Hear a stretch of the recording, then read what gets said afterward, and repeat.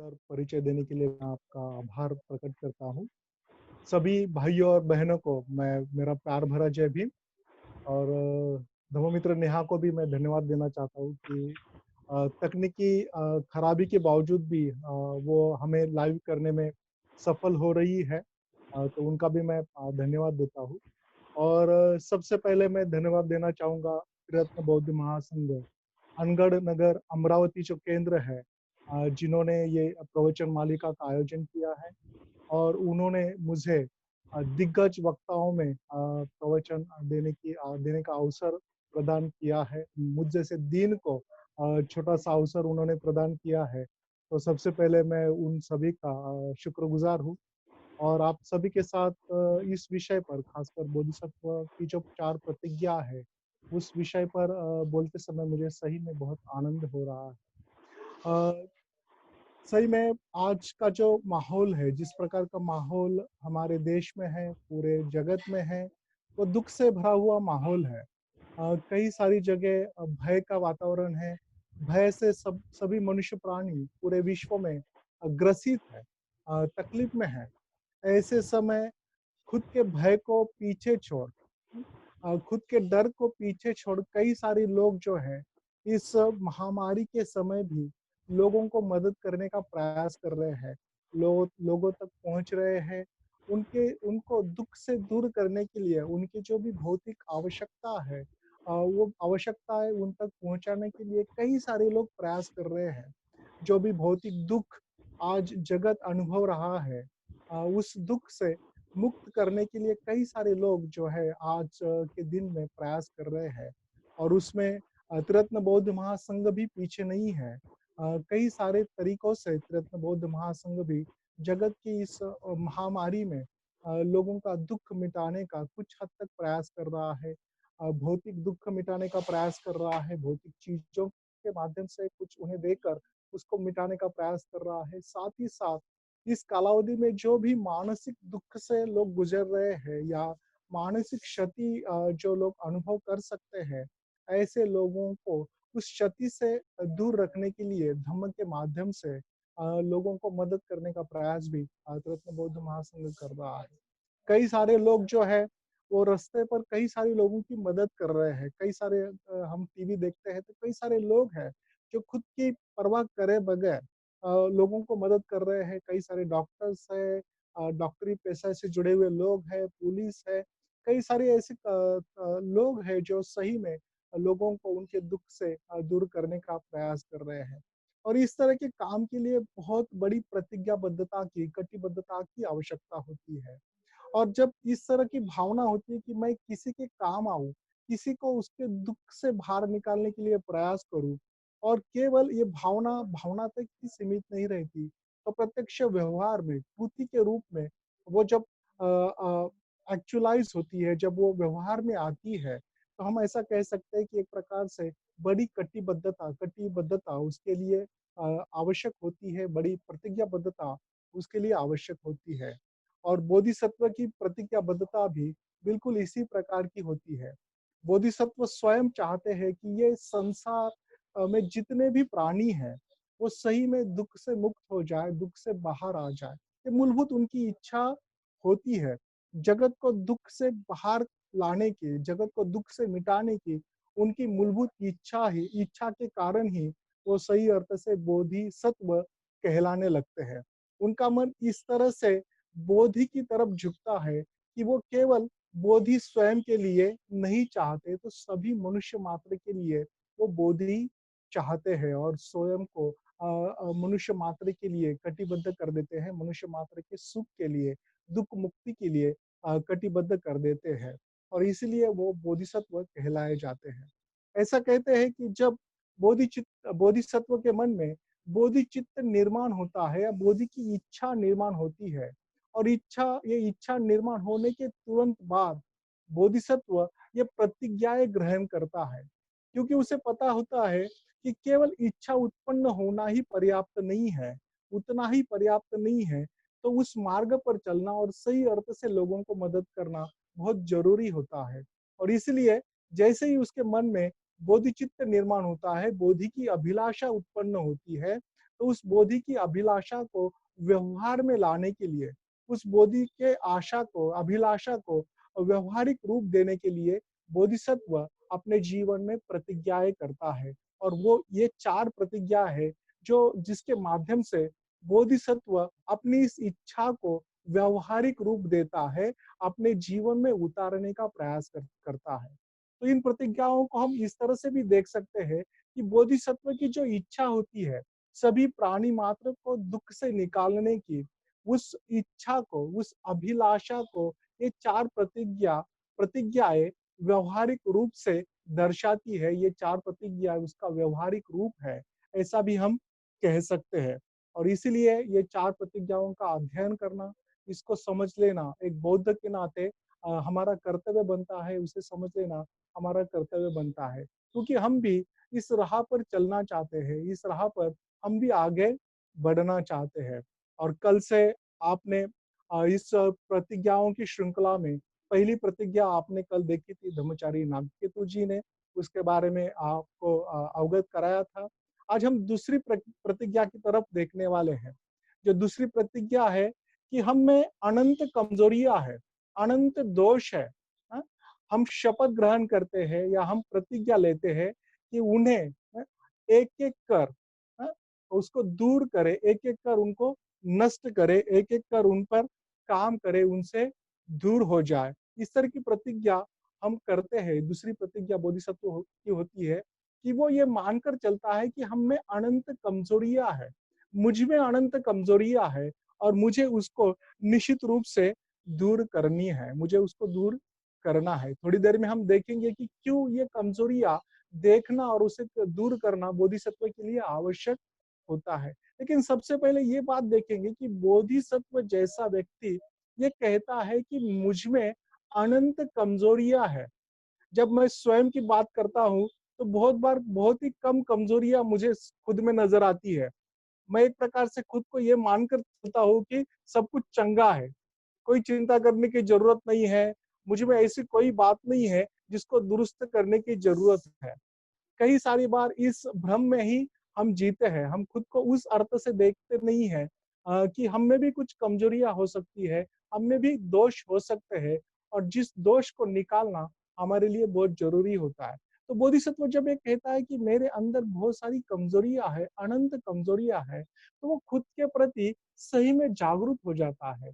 खुद के प्रति, खुद के बारे में उसमें सही में पता होता है कि मेरे अंदर क्या है, मेरी अच्छाई क्या है और मेरी कमजोरियां क्या है, मेरे अंदर अच्छा क्या है और मेरे ऐसे कौन से दोष है जिसे मैंने निकालना जरूरी है, मुझे मुझे उसे निकालना आवश्यक है। तो मुझे लगता है कि ये बात हमने ध्यान में रखना बहुत ही जरूरी होता है, खासकर जब हम धम्म जीवन में आगे चलने लगते हैं तो कई सारी कमजोरियां हमारे सामने उजागर होती है।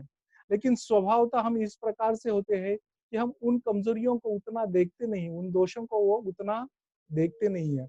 मेरे जैसे आदमी को तो खुद की कमजोरियां समझना भी बहुत मुश्किल हो जाता है, खुद के दोष देखना, उसे स्वीकारना बहुत मुश्किल हो जाता है। यहाँ बोधिसत्व जैसा व्यक्ति कह रहा है कि हम में अनंत कमजोरियां है, अनंत दोष है। आइए शपथ ग्रहण करें, आइए प्रतिज्ञा करें कि एक-एक करके हम उनको निकालें, एक-एक करके हम उन पर काम करें, एक-एक करके हम उनको दूर करें। और इन कमजोरियों को बुद्ध धर्म में कभी विष कहा गया है, जहर कहा गया है, कभी इन्हें आश्रव कहा गया है, तो कभी इन्हें क्लेश कहा गया है। तो इस प्रकार से इन कमजोरियों को, इन दोषों को वर्गीकृत किया जाता है या इनके बारे में कहा जाता है। जब विषयों की बात आती है, तो कभी इनको 3 विष के रूप में कहा जाता है या 5 विष के रूप में इन्हें दर्शाया जाता है। जब आश्रव के रूप में ये कमजोरियाँ सामने आती है या दोष सामने आते हैं, तब उन्हें 3 आश्रवों के रूप में देखा जाता है। तो कभी इन्हें क्लेश के रूपों में भी देखा गया है। क्लेश हम 3 क्लेशों के रूप में भी देख सकते हैं या 5 क्लेश के रूप में देख सकते हैं या 6 मूल क्लेश के रूप में भी हम देख सकते हैं। तो कई अलग-अलग प्रकार से कई सारी कमजोरियों को, दोषों को हम अलग-अलग प्रकार से देख सकते हैं। खासकर आज हम इन कमजोरियों को, इन दोषों को, जो 6 मूल क्लेश है, जो अभिधम्मों में आए हैं, अभिधम्म में जिसका वर्गीकरण आया है, उस वर्गीकरण के माध्यम से इन दोषों को समझ लेने का हम प्रयास करने वाले हैं। लेकिन सबसे पहले ये जानना जरूरी है कि क्यों बोधिसत्वों को ये प्रतिज्ञा करना जरूरी है। क्यों जरूरी है कि अपने अनंत दोषों को देखना, इन क्लेशों को देखना क्यों जरूरी है। ऐसा कहते हैं कि ये जो क्लेश है या ये जो दोष है, कमजोरियां है, वो बोधिसत्व की प्रतिज्ञा के आड़े आते हैं। बोधिसत्व की जो प्रतिज्ञा होती है कि सभी मनुष्य प्राणी को मैं दुख से मुक्त करूंगा। कल ही आपने देखा है कि पहली प्रतिज्ञा में बोधिसत्व कहता है कि अनंत प्राणी है, मैं प्रतिज्ञा करता हूँ उन्हें भव सागर पार ले जाने की, दुख के सागर पार ले जाने की, संसार से परे ले जाने की, पार ले जाने की। तो ये जो कमजोरियां है, ये कमजोरियां या दोष, ये मूलभूत जो इच्छा होती है बोधिसत्व की, उस इच्छा का वो अटकाव बनते हैं, रोड़ा बनते हैं, उनके आड़े आते हैं। और जो भी चीज इस मूलभूत इच्छा के आड़े आती है, उस चीज को मिटाना, उस चीज को दूर करना बोधिसत्व का परम कर्तव्य होता है, वो उसकी प्रतिज्ञा होती है। और इसीलिए उसको इस प्रतिज्ञा के माध्यम से अपने दोषों को देखना और अपने दोषों पर काम करना बहुत जरूरी होता है। नहीं तो उस वो दोष जो है उसकी मूलभूत इच्छा के आड़े आ सकते हैं। हम स्वयं भी उदाहरण देख सकते हैं। कई सारी बार हमें कुछ अच्छा करने की इच्छा होती है। हमें हमें इच्छा होती है कि जगत में जो भी दुख है, कोई दुख में है तो उसे मदद किया जाए, कोई पीड़ा में है तो उसे मदद किया जाए। लेकिन जब भी मदद की बात आती है तो बहुत बार हम अपने लोभ के कारण, स्वयं के स्वार्थ के कारण दूसरे को मदद नहीं कर पाते। कभी जिसे मदद करनी है, हमारे ख्याल में आता है कि भले ही वो दुख में है, लेकिन ये तो मेरा शत्रु है, तो फिर मैं शत्रु को क्यों मदद करूं।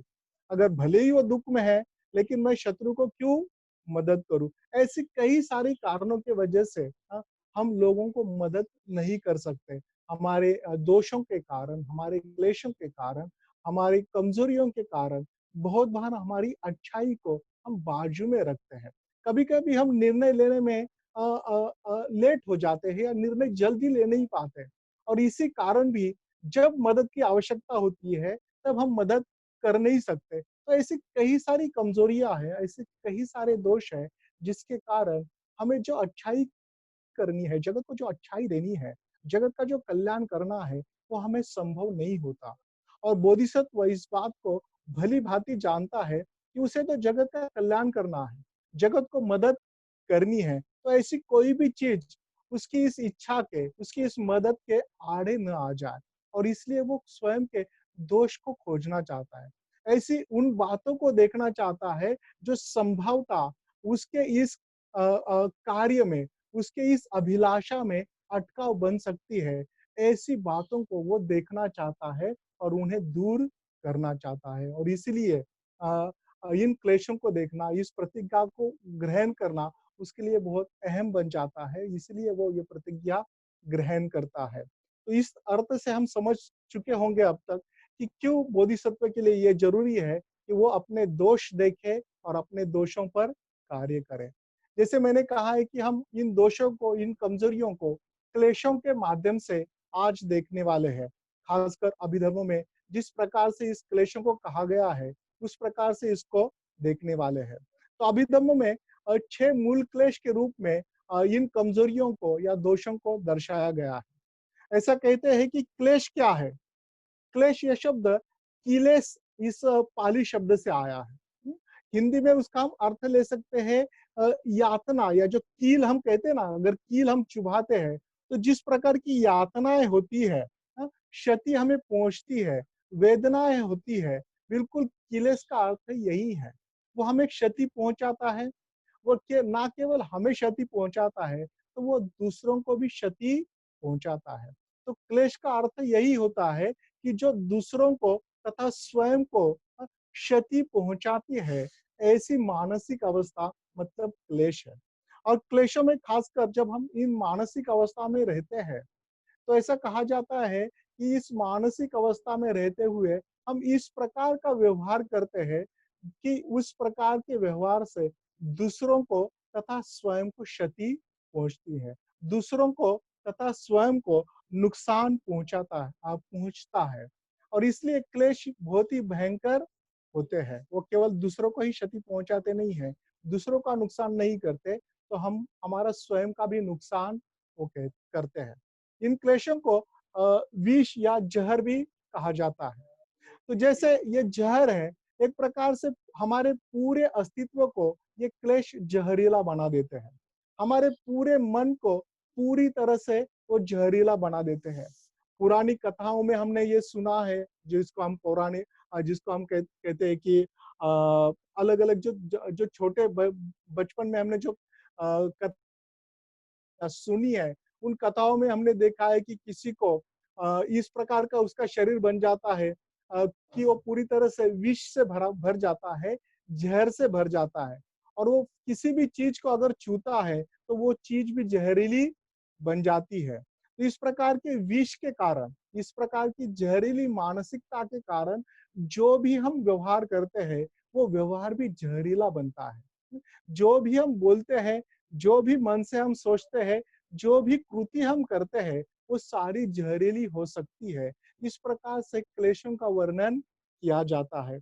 साथ ही साथ क्लेशों के बारे में ऐसा भी कहा जाता है कि ये न केवल पीड़ा देने वाली बातें हैं, न केवल हमको जहरीली बनाने वाली बातें हैं, तो ये हमें विचलित भी करने वाली बातें होती हैं। क्लेश हमें अंदर से पूरी तरह से विचलित कर देते हैं। ये विचलन की मानसिक अवस्था है। ये हमारे अंदर विचलन पैदा करते हैं। जब हम इनसे भरे होते हैं, हम पूरी तरह से अंदर से विचलित हो जाते हैं। हम सभी ने इस बात का अनुभव किया होगा। शायद हम सभी इस बात को अनुभव किया होगा निश्चित रूप से, कि जब हम द्वेष की मानसिक अवस्था में होते हैं, तो हम अंदर से हिले हुए होते हैं।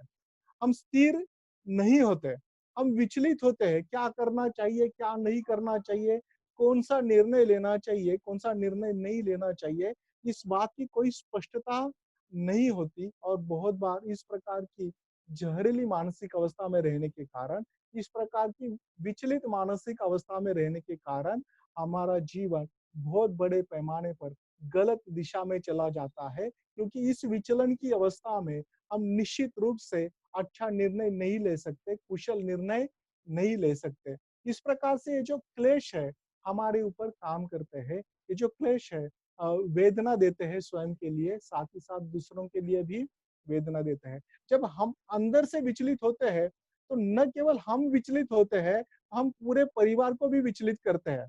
कभी-कभी मैं स्वयं का उदाहरण देखता हूँ, अगर मैं अंदर से विचलित हूँ, तो मैं मेरी फैमिली को भी विचलित करने का प्रयास करता हूँ। मैं इस प्रकार का व्यवहार करता हूँ, इस प्रकार का अस्थिर व्यवहार घर में करता हूँ, कि उससे फिर परिवार भी विचलित हो जाता है, परिवार भी अस्थिर हो जाता है। तो इसलिए ये जो क्लेश है, वो बहुत भयंकर है, ऐसा कहा गया है। और खासकर बोधिसत्व के लिए ये भयंकर इसलिए है, क्योंकि वो उसकी मूलभूत इच्छा जो लोगों का कल्याण है, लोगों को मदद करने की भावना है, लोगों के विकास में हाथ देने की, लोगों के विकास में मदद करने की उसकी जो भावना है, उस भावना के ही आड़े ये मूलभूत क्लेश आते हैं। और इसीलिए वो इन क्लेशों पर काम करना चाहता है। इसीलिए वो इन क्लेशों को देखना चाहता है। वो इन क्लेशों को करीब से देखना चाहता है, ताकि उसे स्वीकार कर सके और उस पर काम कर सके। भाइयों और बहनों, ये बहुत महत्वपूर्ण है।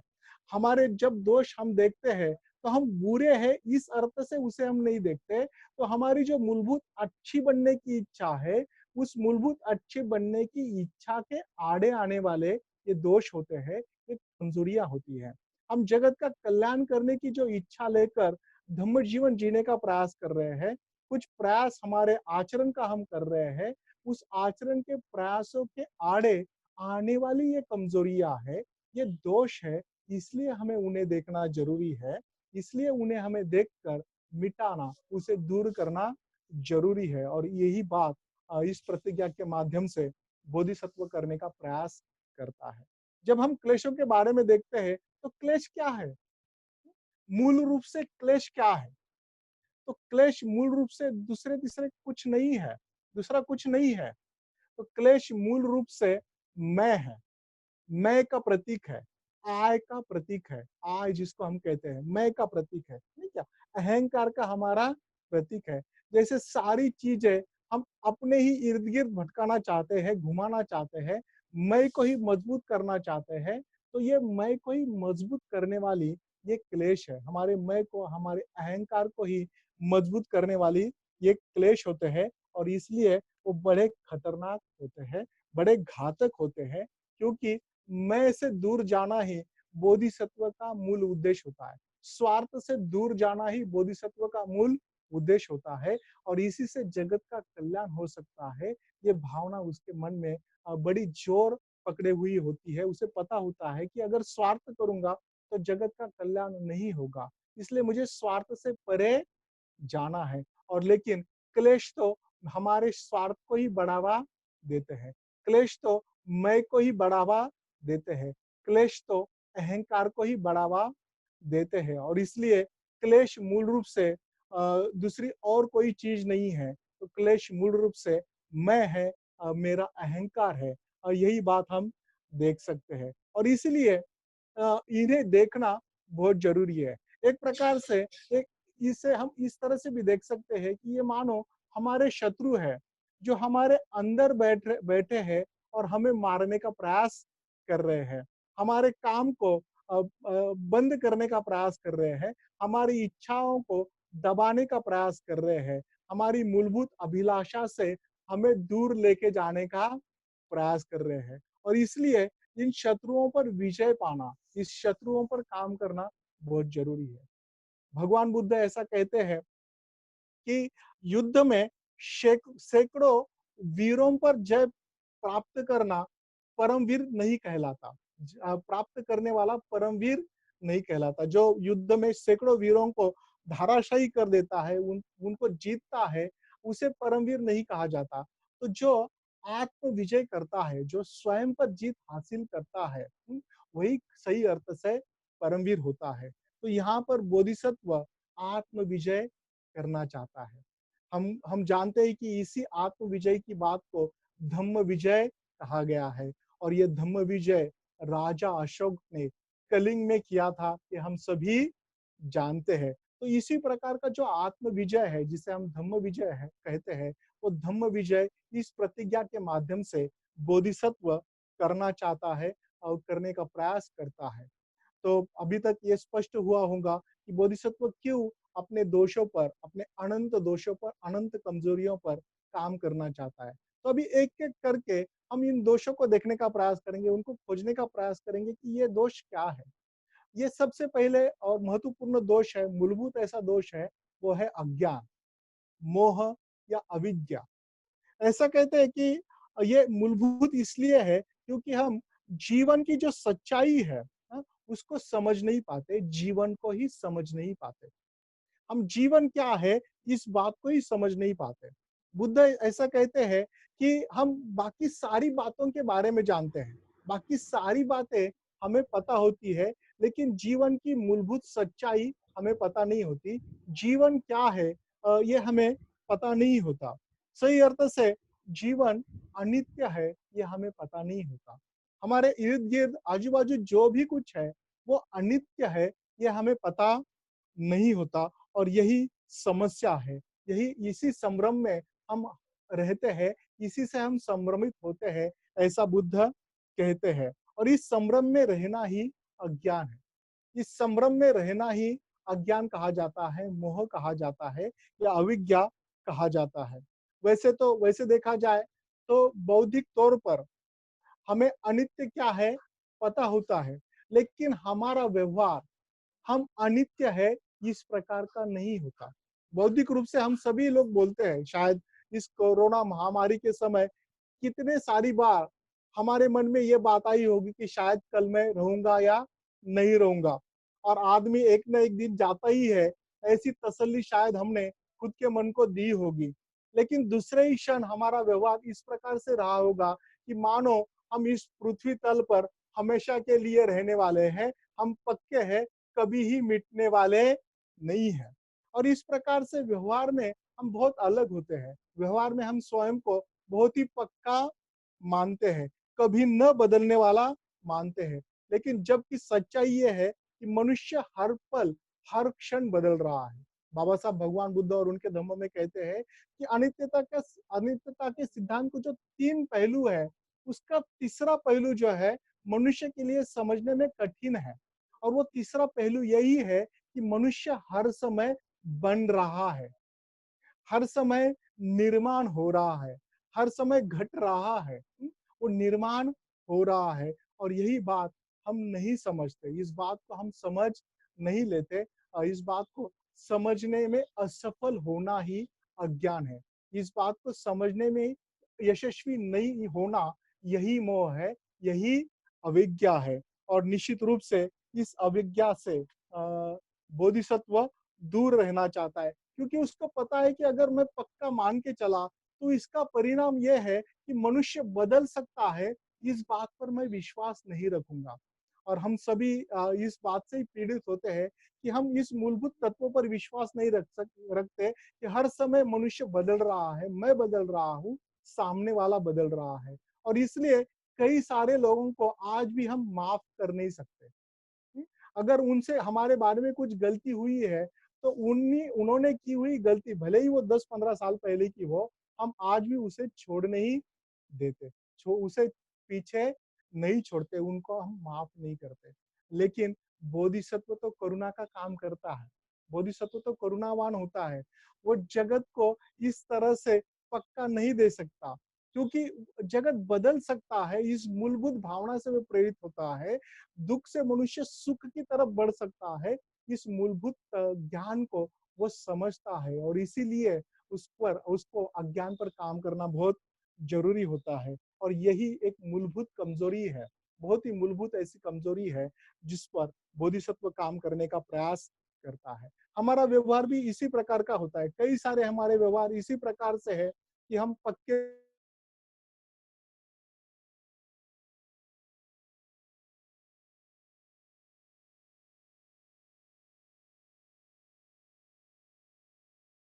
मानकर खुद को चलते हैं, करने की बात आती है करना चाहिए, किसी दूसरे करना चाहिए। तो ऐसी कई सारी बातों में हम इस अज्ञानता की वजह से, अविद्या की वजह से फँसे होते हैं और बोधिसत्व इस क्लेश पर काम करना चाहता है क्योंकि वो लोगों से जुड़ना चाहता है, लोगों को परिवर्तित होते हुए देखना चाहता है, दुःख से सुख की तरफ बढ़ा जा सकता है, इस बात पर वो विश्वास रखना चाहता है। तो ये पहली बात हमने ध्यान में रखना बहुत ज़रूरी है, इस अविद्या को हमने ध्यान में रखना बहुत ज़रूरी है। से ही, इस मोह से ही दूसरा विष तैयार होता है, दूसरा क्लेश तैयार होता है और वो क्लेश है लोभ या तृष्णा का क्लेश। यहाँ पर ऐसा मानकर हम चलते हैं, हमारे अहंकार में ऐसा मानकर चलते हैं, इस मैं को पक्का समझ ऐसा मानकर हम चलते हैं कि इस मैं को अगर बाहरी कोई चीज़ प्राप्त हो गई, बाहर से कोई चीज मिल गई तो ये मैं जो है, ये जो अहंकार है, ये जो मी है, वो सुरक्षित हो जाएगा। हाँ? वो सुखी और आनंदी हो जाएगा। इसलिए इस मैं को, इस पक्के मैं को पक्के मैं को पक्का समझ उसे सुरक्षित करने के लिए, उसे आनंदी करने के लिए हम बाहरी चीजों को अपनाना चाहते हैं, उनकी अभिलाषा रखते हैं, उन्हें उनसे आसक्त होना चाहते हैं, उनको पकड़ना चाहते हैं और इस पकड़ने की, इसके प्रति इस तरह से आसक्त होने की भावना को ही तृष्णा या लोभ कहा गया है। थोड़े समय के लिए शायद हमें कुछ आनंद प्राप्त भी होता भी है, कुछ हद तक हमें आनंद प्राप्त भी होता है, लेकिन इसमें सबसे खतरनाक जो चीज होती है, खतरनाक बात जो होती है, हम अपने केवल अपनी सुरक्षा के बारे में सोचते हैं। हम अपने आनंद के बारे में सोचते हैं। मेरा आनंद, मैं सुरक्षित हो जाऊँगा, इस प्रकार की बात करते हैं और इस लालसा से, इस अभिलाषा से चीज़ों को हमारे जीवन का, हमारे अस्तित्व का हिस्सा बनाना चाहते हैं। वो चीज़ हमसे दूर न चली जाए, वो अगर चीज़ हमसे दूर चली जाती है, तो मैं असुरक्षित होऊँगा। इस बात से उस चीज़ के प्रति बड़ा ही गहरा अटकाव, एक प्रकार से बड़ी गहरी लगन हम रखना चाहते हैं उस चीज़ को पकड़ के हम रखना चाहते हैं, उससे हम सुरक्षित मानकर चलते हैं। इसी भावना को तृष्णा कहा गया है, लोभ कहा गया है। और ये लोभ की भावना बहुत ही भयंकर ऐसी भावना होती है, क्योंकि इसमें हम स्वयं को ही केवल आनंदित करने का प्रयास करते हैं, अपनी सुरक्षा को मजबूत करने का प्रयास करते हैं। ये लोभ बहुत निचली हद तक जा सकता है। हाल ही में आप सभी लोगों ने शायद सुना होगा कि मनुष्य का लोभ मनुष्य को क्या करने पर मजबूर करता है, क्योंकि मनुष्य को लगता है कि अगर वो चीज बाहरी चीज मुझे मिल जाए तो निश्चित रूप से मैं सुरक्षित हो जाऊंगा। तो ऐसे इसमें लोग ये भी नहीं देखते कि कोई आदमी कोरोना की वजह से मरा पड़ा है, हैं?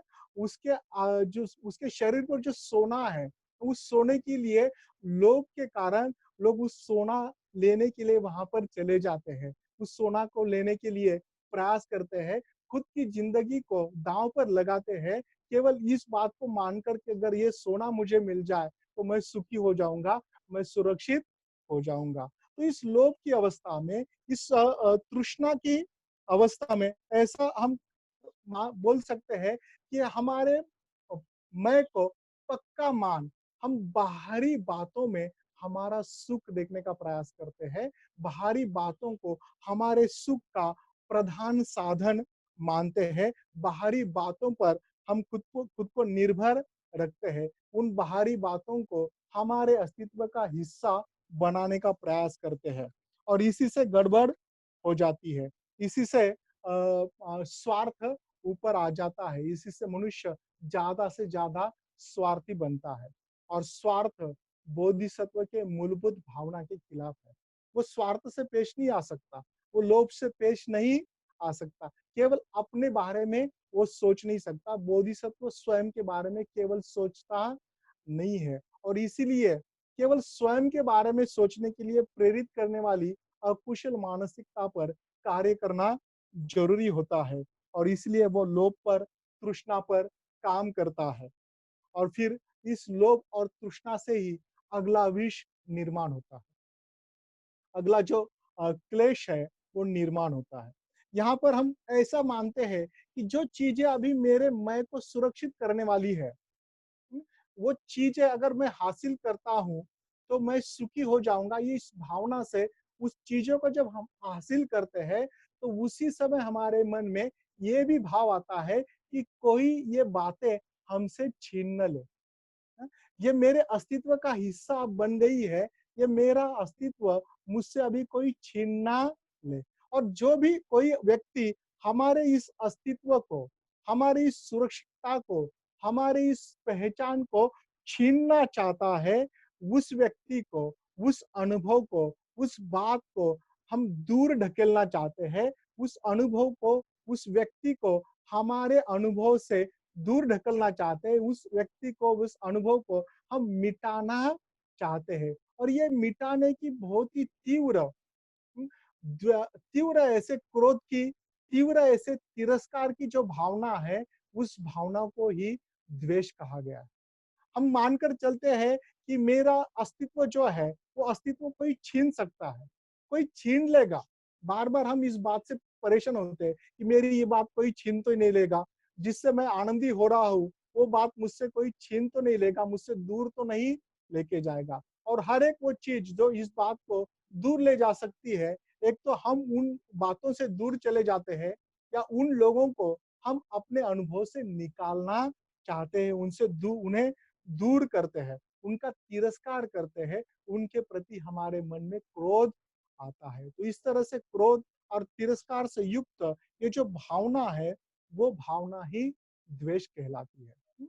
बहुत ही भयंकर है ये द्वेष। हमने देखा है कि जो लोग हमें अच्छे नहीं लगते, कोरोना के संकट में भी हमने देखा है। कोरोना के संकट में भी खाना बनाने वाले केवल जातियों के कारण लोगों को अच्छे नहीं लगते। तो उनका खाना भी वो लेना नहीं चाहते, उनका खाना भी दूर ढकेलना चाहते हैं, जबकि खाने की उन्हें ज़रूरत है। लेकिन जाति का द्वेष होने के कारण वो चीज़ जिससे उनको लगता है कि उनकी आइडेंटिटी पर, उनकी पहचान पर कुछ लांछन आ सकता है, उनकी पहचान शायद खतरे में आ सकती है, उनका अस्तित्व खतरे में आ सकता है। केवल ऐसे भ्रम के कारण लोग अ, इस बात से किसी मनुष्य प्राणी को केवल जाति के कारण दूर धकेलता है, लौटता है, इससे भयंकर द्वेष की अवस्था, तिरस्कार की अवस्था, क्रोध की अवस्था और क्या हो सकती है? भाइयों और बहनों, ये बहुत गहरी बात है। ये पूरे अस्तित्व को जहरीला बना देती है। द्वेष हमारे पूरे अस्तित्व को ही जहरीला बना देती है। और ये ऐसा कहते हैं कि ये प्रयोग से भी सिद्ध हुआ है कि जो द्वेषी व्यक्ति होता है, उसके सांस में भी एक प्रकार का विष जो है वो निर्माण होता है। उसके सांस से भी वो विष जैसी कोई पदार्थ बाहर निकलता है जब मनुष्य एक्सट्रीम ऐसी द्वेष की मानसिक अवस्था में, सिरे की ऐसी द्वेष की मानसिक अवस्था में रहता है। तो द्वेष जो है इसी कारण बहुत भयंकर है। और बोधिसत्व के लिए वो इससे ज्यादा भयंकर इसलिए है क्योंकि बोधिसत्व के मूलभूत करुणा भाव के वो विरुद्ध होता है, मैत्री भाव के वो विरुद्ध होता है। और इसलिए भी बोधिसत्व इस द्वेष पर काम करना चाहता है, इस पर सही अर्थ से काम करना चाहता है। तो ये जो तीन है, ये जिसको हमने अज्ञान कहा है, लोभ कहा है, द्वेष कहा है, एक प्रकार से ये तीनों मूलभूत ऐसे विष है जो बाकी विषयों को जन्म देते हैं, बाकी क्लेशों को जन्म देने के लिए सहाय होते हैं। और इसलिए भवचक्र में हमने देखा होगा ये तीन जो है वो भवचक्र का केंद्र बनते हैं, भवचक्र को घुमाने वाले, हमारे पूरे चक्र को, जीवन चक्र को घुमाने वाले ये तीन विष बन जाते हैं। और इस विष से ही, इस क्लेश से ही बाकी क्लेश निर्माण होते हैं। और अगली जब बात हम करते हैं, अगली क्लेश की जब बात करते हैं, तो मानो हम इस प्रकार से सोचने लगते हैं कि मानो जगत में मैं ही नंबर वन हूँ। एक नंबर का कौन है? तो मैं हूँ, दूसरा नंबर कोई नहीं है, मैं ही केवल एक नंबर का हूँ और दूसरों को मुझे पता नहीं है। एक प्रकार से इस प्रकार की भावना से हम पेश आते हैं और इसी को मान कहा गया है, इसी को अहंकार कहा गया है, मान कहा गया है। और ऐसा कहते हैं कि मान हमेशा हेकड़ी के रूप में या दर्प के रूप में ही बाहर आता है, ऐसा नहीं है। मान हमेशा हेकड़ी या दर्प के रूप में ही बाहर आता है, ऐसा नहीं है। तो नम्रता के रूप में भी महान बाहर आता है। मैं स्वयं के बारे में थोड़ा सा सोच रहा था कि मैं वैसे ज्यादा हेकड़ी करने वाला व्यक्ति नहीं हूँ या दर्प से रहने वाला व्यक्ति नहीं हूँ, लेकिन मेरे नम्रता में ही मान होता है। क्योंकि मुझे लगता है कि कितना नम्र हूं मैं, नहीं क्या, कितना नम्र हूँ, कितना शालीन हूँ। तो इस प्रकार से हर समय मैं इस भावना में रहने का प्रयास करता हूँ कि मेरे जैसा नम्र कोई नहीं है। तो हमेशा मान हेकड़ी के रूप में ही आए, ऐसा नहीं है। तो नम्रता के रूप में भी मान बाहर आता है, अहंकार बाहर आता है। और अहंकार का मूलभूत स्वरूप ही यह है कि वो हमेशा स्वयं को किसी विशेष रूप से दूसरों से ऊपर रखना चाहता है, किसी विशेष रूप से खुद को दूसरे से ऊपर रखना चाहता है या किसी विशेष रूप से दूसरे से कम रखना चाहता है, किसी विशेष रूप से खुद को दूसरे से कम रखना चाहता है या दूसरों से तुलना करना चाहता है। तो ये तीनों प्रकार से बराबरी की तुलना भी, किसी से खुद को ऊपर रखने की बात भी या किसी को दूसरे से कम रखने की बात भी अहंकार का ही भाग है। अहंकार ही वो होता है, मान ही सही अर्थ से होता है। वैसे देखा जाए तो मान करने वाली ऐसी कोई बात हमारे अंदर नहीं होती। एक छोटी सी कथा मैं आपको बताऊंगा। एक छोटा सा गांव होता है और गांव में मुखिया होता है और मुखिया से सभी लोग डरे हुए होते हैं, डरते हुए। और मुखिया जिसकी बड़ी बड़ी मूछें होती है, जैसे मूछें नथुराम की हुआ करती थी किसी सिनेमा में, तो बिल्कुल उसी प्रकार से उसकी मूछें हुआ करती थी और उसकी मूछों को वो ताव देकर ऊपर करता है। अरे सारे गांव में ये फरमान जारी करता है कि केवल मुखिया की ही मूछें ऊपर हो जाएगी, ऊपर रहेगी। उसी गांव में यशोसागर नाम का एक दूसरा भी व्यक्ति रहता है और वो कहता है कि क्यों मुखिया की मूछें क्यों ऊपर चाहिए, मैं भी मेरी मूछें ऊपर करके देखता हूँ। तो जैसे ही वो मूछें ऊपर करके गांव में चलने लगता है, हम सबको पता है कि मुखिया के कई सारे चमचे होते हैं। तुरंत जो जानकारी है मुखिया तक पहुंच जाती है कि कोई गांव में एक ऐसा यशु सागर आया है जो अपनी मूछें ऊपर करके चल रहा है। तो मुखिया तुरंत उसको बुलावा भेजता है और कहता है कि यशु सागर, ये नहीं चलेगा गांव में केवल मुखिया की मूछें ऊपर होगी। यीशु सागर कहता है कि ऐसे कैसे, हाँ, मूछें तो मेरी भी ऊपर हो सकती है। वो मुखिया बोलता है कि ऐसा नहीं होगा, अगर तुझे मूछें ऊपर रखनी है तो मेरे साथ फिर युद्ध करना पड़ेगा। क्या करना पड़ेगा? युद्ध करना पड़ेगा। तो बोलता है कि ठहरो महाराज, ठहरो मुखिया जी, मैं मेरे घर से परवानगी लेकर आता हूँ कि आपसे युद्ध करना है या नहीं। वो घर पे जाता है, घर से परवानगी लेकर आता है और मुखिया को कहता है कि चलेगा, हम युद्ध करेंगे और जो युद्ध में हारेगा वो अपनी मूछें नीचे करेगा और जीतेगा वो हमेशा के लिए अपनी मूछें ऊपर रखेगा। लेकिन बोले ये युद्ध जो है वो यहाँ पर नहीं होगा, हम बस्ती में करेंगे, लोगों के बीच में ये युद्ध करेंगे। सब लोग इकट्ठा आ जाते हैं, ये दोनों भी नंगी तलवारें लेकर वहां पर पहुंच जाते हैं। जैसे युद्ध शुरुआत होने वाला होता है तो यीशु सागर जी कहते हैं कि मुखिया जी थोड़ा ठहरिए, मैं ये सोच रहा हूँ कि इस युद्ध में शायद आप भी परास्त हो सकते हैं, मैं भी परास्त हो सकता हूँ, तो मैं एक करता हूँ, मेरे बाद मेरे परिवार का क्या होगा?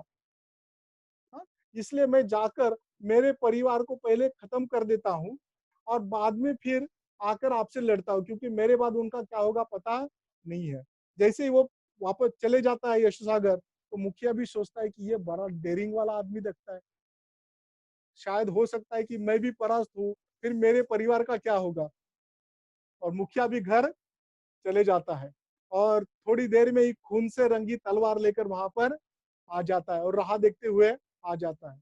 यशो सागर वहां से आते हैं और जैसे वो अपनी मुंडी जो है, गर्दन जो है नीचे करे हुए आते हैं। जैसे मुखिया उनको देखता है तो वो चिल्लाता है कि ए यशो सागर, चल लड़ने के लिए तैयार हो जा, चल अपनी गर्दन ऊपर उठा और लड़ने के लिए तैयार हो जा। जैसे ही यशु सागर गर्दन ऊपर उठाते हैं, उनकी मूछें नीचे होती है, उनकी मूछें नीचे होती है।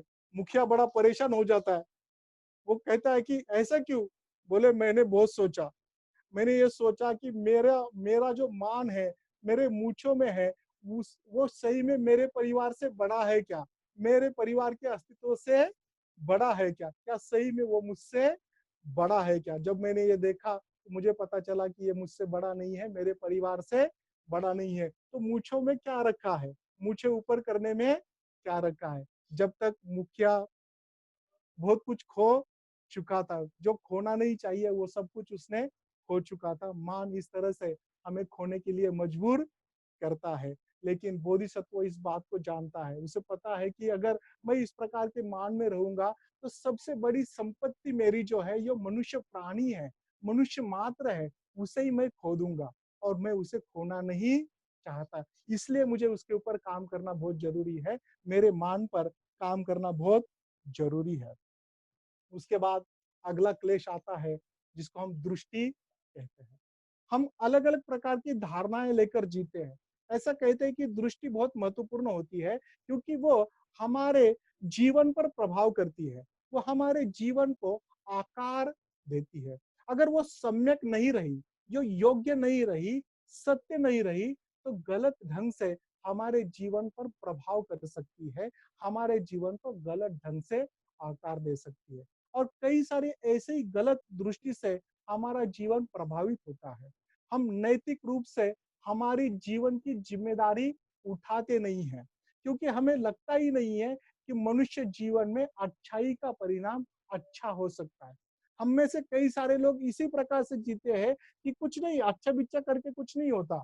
अच्छाई का परिणाम कुछ अच्छा नहीं होता, क्योंकि जगत में हम ये देखते हैं कि जो अच्छा करते हैं लोग, उनके साथ भी बुरा होता है। और इसलिए हम मान के चलते हैं कि नहीं नहीं, जो बुरे लोग हैं उनके ही जगत में चलती है, वही सही में वही आगे बढ़ते हैं। अच्छाई की कोई कीमत नहीं होती, क्योंकि अच्छाई को परिणाम आने के लिए कभी कभी समय भी लगता है। भगवान बुद्ध और उनके धम्म में बाबा साहब ने ये बात बड़ी बखूबी से लिखी है। मैं यहाँ पर उसका जिक्र नहीं करूंगा, समय बहुत कम है, लेकिन आप जरूर पढ़िएगा। बाबा साहब ने इसके बारे में बहुत कुछ वहां पर लिखा है। लेकिन हम इस पर मानकर चलते हैं कि मानो अच्छाई का कुछ परिणाम ही नहीं होता, इसलिए फिर हम नैतिक रूप से जीवन की जिम्मेदारी नहीं उठाते। बहुत बार हम बदल सकते हैं, हम स्वयं बदल सकते हैं, इस बात पर भी हमारा विश्वास नहीं होता। कई सारे लोगों को लगता है कि नहीं नहीं, मैं जैसा हूँ वैसा ही रहूंगा। ये जो स्वभाव है मेरे साथ ही जाएगा, मतलब जब मैं मरूंगा ये स्वभाव तभी जाएगा। मैं बदल सकता हूँ, इस बात पर हम विश्वास नहीं रखते। बहुत बार हम सिरे का दृष्टिकोण अपनाते हैं। हाँ? हमारे मराठी में एक कहावत है कि खाऊंगा तो घी के साथ, नहीं तो नहीं खाऊंगा, नहीं क्या? हाँ, मतलब मराठी में कहते हैं कि खाईल तर तुपाशी नाहीतर राहील उपाशी। अभी इसका इक्विवेलेंट हिंदी में कौन सा मुहावरा है मुझे पता नहीं है, लेकिन हम बहुत बार सिरे की बात करते हैं और दो सिरे में जीने का प्रयास करते हैं, और इसी के कारण फिर हमारा जीवन जो है गलत दृष्टि से भरा होता है, गलत कल्पनाओं से भरा होता है। कई सारे बार हम किसी विशिष्ट कल्पना को पकड़कर उससे आसक्त होकर ही जीवन जीने का प्रयास करते हैं। कई सारी ऐसी धारणाएं होती है हमारे जीवन जीते समय, उससे हम बिल्कुल पक्का मानकर हमारा पूरा जीवन ही उसके इर्द-गिर्द हम पक्का कर देते हैं, उसी प्रकार से चलते हैं। हम ये नहीं सोचते कि क्या ये मेरी धारणा सही में सम्यक है या सम्यक नहीं है। इस प्रकार से ही हमारा जीवन जाते रहता है, और इसी प्रकार से जीवन जीने के कारण इसी प्रकार से मिथ्या जीवन जीने के कारण हम संसार चक्र में उलझ जाते हैं, संसार चक्र में अटक अटक जाते हैं, संसार चक्र में घूमते रहते हैं। और बोधिसत्व का मुख्य काम है खुद को और लोगों को इस संसार चक्र से दूर लेके जाना। तो वो कैसे फिर उन बातों में अटक सकता है जो बातें उसे संसार चक्र में घुमाती रहे, और इसीलिए वो इस दोष पर, इस कमजोरी पर, दृष्टि की कमजोरी पर, धारणाओं की कमजोरी पर काम करना चाहता है। इस दोष पर भी वो काम करना चाहता है, और अंतिम बात पर वो काम करना चाहता है वो है विचिकित्सा। हुँ? इसको अनिर्णय की अवस्था कहा जाता है, अस्पष्टता की अवस्था कहा जाता है। हम हमेशा अस्पष्ट रहना चाहते हैं। हम जीवन की वास्तविकता को स्वीकारते नहीं हैं। जीवन की वास्तविकता का हम सामना नहीं करते, नहीं करना चाहते, इसलिए हम अनिर्णित रहना चाहते हैं। लेकिन बोधिसत्व को ये पता होता है कि उसे अनिर्णित रहना संभव नहीं है। जब उसके अंदर बोधिचित्त की इच्छा जागृत होती है, तो उस इच्छा के तुरंत बाद उसे ये निर्णय लेना बहुत जरूरी होता है कि उस इच्छा के मुताबिक उस मार्ग पर वो चले। क्योंकि केवल बोधि की इच्छा, अभिलाषा जागृत होने से कुछ नहीं होगा, तो उस मार्ग पर चलना जरूरी है, और उस मार्ग पर चलने का वो निर्णय लेता है। इसी को बोधिसत्व का प्रणिधान कहा गया है, बोधिसत्व का निर्णय कहा गया है। वो निर्णय लेता है कि नहीं, जो इच्छा मेरे मन में जागृत हुई है, उस इच्छा पर अभी मैं चलने वाला हूँ। और ये प्रणिधान जो है बहुत महत्वपूर्ण है, ऐसा हमने समझना चाहिए। जब हम बाबा साहब को बोधिसत्व के रूप में देखते हैं, तो उनके जीवन में प्रणिधान बहुत बड़ा था। 1936 के लेख में जो लेख हम सबको पता है कि मुक्ति किस मार्ग से, इस शीर्षक से प्रसिद्ध है। वो कहते हैं कि मैं आप सभी लोगों को आगे लेके जाने का प्रयास कर रहा हूँ, आप सभी लोगों को मेरे साथ लेके जाने का प्रयास कर रहा हूँ, लेकिन मुझे निर्णय लेने की जरूरत है। एक प्रकार से माझी अपनी नाव नदी में छोड़ने से पहले, उसको अगली तीर पर लेके जाने से पहले जितनी तैयारियां उसको करनी पड़ती है, उतनी तैयारियां मुझे करने की जरूरत है। और इसलिए मुझे ये निर्णय लेने की जरूरत है कि किस तरह से मुझे ये बात करनी है। और उस लेख के अंत में वो लोगों को पूछते हैं, और ये निर्णय लोगों पर छोड़ते हैं कि क्या आप इस नाव में मेरे साथ आने के लिए तैयार हैं? बाबा साहब कहते हैं कि अगर आपने जवाब दे दिया कि हम आपके साथ आने के लिए तैयार नहीं है, तो मैं समझूंगा कि मेरी जिम्मेदारी खत्म हो गई। मुझे डरने की बात नहीं है। मैं स्वयं के बारे में अगर जो भी कुछ करना है, मैं स्वयं करूँगा, लेकिन आपको तय करना है, आपको निर्णय लेना है कि क्या आपको मेरे साथ आना है। तो मुझे लगता है कि ये निर्णय इस अर्थ से बहुत महत्वपूर्ण होता है। बोधिसत्व इसलिए निर्णय लेता है क्योंकि उसको पता है कि इस अभिलाषा को प्रत्यक्ष व्यवहार में लाने की जरूरत होती है, और इसीलिए वो अनिर्णित नहीं रहता। हम स्वयं के जीवन के बारे में देख सकते हैं कि कितना कितना हम अनिर्णित रहते हैं, निर्णय नहीं लेते, हर बात को दूसरे दिन के लिए छोड़ देते हैं। जीवन दूसरा मौका देगा है हमें पता नहीं है, इसलिए निर्णय आज ही हमें लेना है। और इसीलिए बोधिसत्व इस अनिश्चितता की अवस्था पर, विचिकित्सा पर काम करता है, काम करना चाहता है। इस प्रकार से ये 6 जो मूल क्लेश है, इन 6 मूल क्लेशों पर बोधिसत्व काम करना चाहता है। लेकिन काम करेगा कैसे? किस प्रकार से वो काम करना चाहता है, ये समझना भी बहुत ज़रूरी है। मैं थोड़ा ही समय आपका लूँगा क्योंकि समय हो रहा है। बोधिसत्व किस प्रकार से फिर इसके ऊपर काम करता है? तो ऐसा कहा जाता है कि बोधिसत्व धम्म के माध्यम से, धम्माचरण के माध्यम से धम्म को समझकर, सत्य को समझकर इसके ऊपर काम करता है, जो आपकी तीसरी बोधिसत्व की तीसरी प्रतिज्ञा है। धम्म को इसलिए समझना चाहता है, सत्य को इसलिए समझना चाहता है ताकि वो इन क्लेशों पर काम कर सके, इन क्लेशों पर और उन क्लेशों को दूर कर सके। और इसलिए धम्म के माध्यम से, धम्माचरण के माध्यम से वो क्लेशों पर काम करना चाहता है। लेकिन और एक महत्वपूर्ण बात से वो क्लेशों पर काम करता है या करना चाहता है, वो है क्लेशों की सच्चाई समझकर। क्लेशों की जो सत्यता है उसको समझकर। आचार्य शांतिदेव अपने ग्रंथ में बोधिचर्यावतार में इस बात को बहुत अच्छी ढंग से रखते हैं। वे कहते हैं कि तृष्णा, द्वेष आदि शत्रुओं के हाथ पैर नहीं है। तृष्णा, द्वेष आदि शत्रुओं के हाथ पैर नहीं है, ना ही वे वीर है और न ही बुद्धिमान। फिर भी उन्होंने कैसे मुझे अपना दास बना लिया है।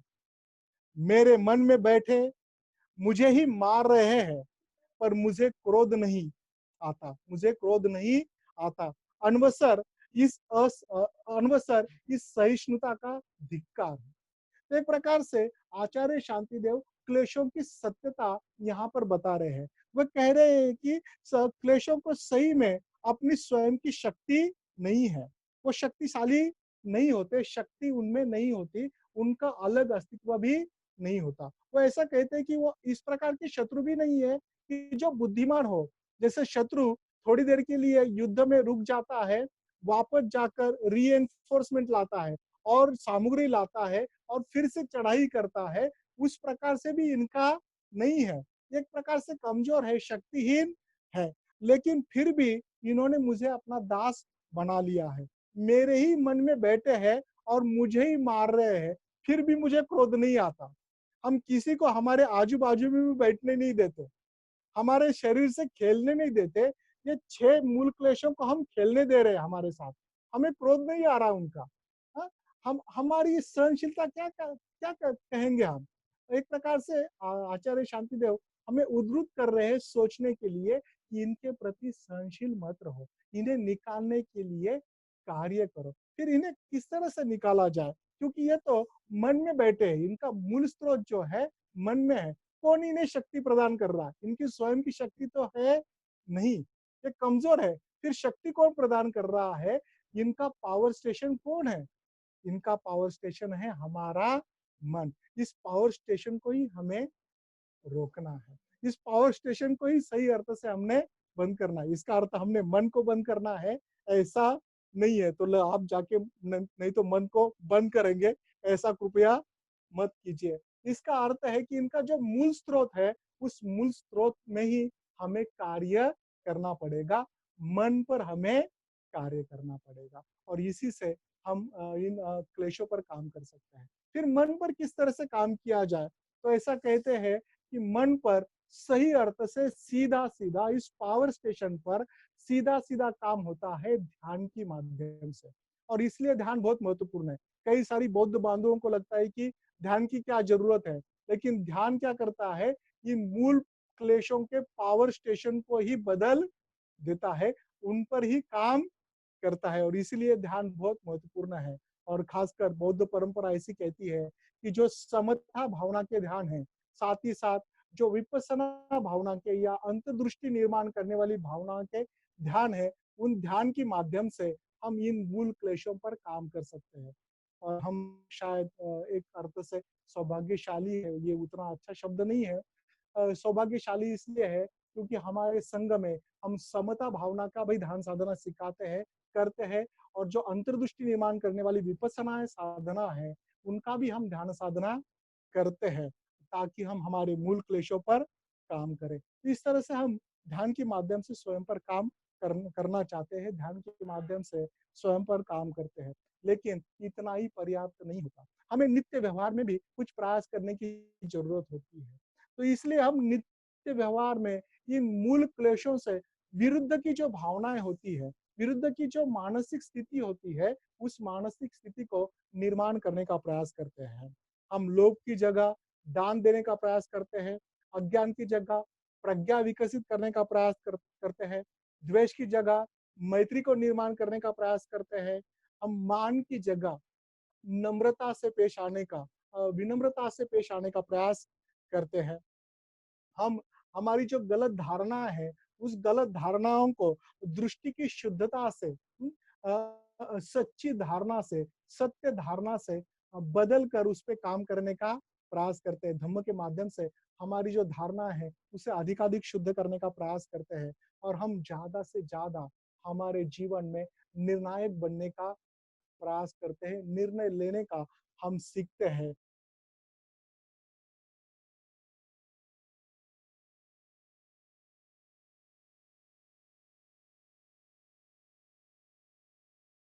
और इस माध्यम से हम मूल क्लेशों पर काम करते सत्व की मूलभूत इच्छा जो है अटकाव बनते हैं और इसीलिए इन पर काम करने का दृढ़ निश्चय, दृढ़ संकल्प प्रतिज्ञा के रूप में बोधिसत्व करता है। हम भी उस राह पर चलने का प्रयास कर रहे हैं। हम भी उस राह पर खुद को डालने का प्रयास कर रहे हैं। तो हमारा भी ये कर्तव्य बनता है कि हम मूल क्लेशों पर उनको देखें, उन पर काम करने का निश्चय करें। तो इस आशा के साथ यही रुकता हूँ क्योंकि हम सभी प्राणियों को भवसागर पार करना है। बोधिसत्व हमें भवसागर पार करने की प्रतिज्ञा कर चुका है, इसलिए भी वो इस प्रतिज्ञा को करना चाहता है और हम भी स्वयं भवसागर से पार जाना चाहते हैं, मनुष्य मात्र को मदद करना चाहते हैं और इसलिए हम अपने दोषों को देख उस पर काम करना चाहते हैं। तो आशा करता हूँ कि हम सभी इस प्रकार स्वयं को देखें और अपने दोषों पर काम करने के लिए प्रतिज्ञाबद्ध हो। इस आशा के साथ यही रुका हूँ और धन्यवाद देता हूँ अमरावती अनगढ़ नगर केंद्र को कि जिन्होंने आपसे बात करने का मुझे मौका दिया। ब्रह्मचारी जयमणि जी का भी मैं शुक्रगुज़ार हूँ और नेहा का भी शुक्रगुज़ार हूँ कि उन्होंने दिक्कतों के बावजूद भी ये रिकॉर्डिंग आप तक लाया है और यही रुकता हूँ। जय भीम, नमो बुद्धाय।